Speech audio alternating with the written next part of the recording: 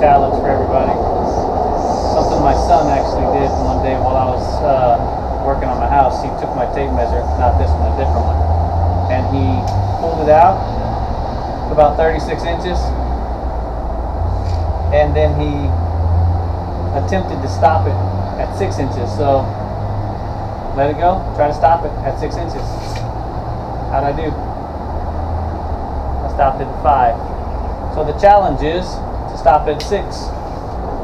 I'll give you 10 chances to stop the tape measure at 6 inches. Start and stop.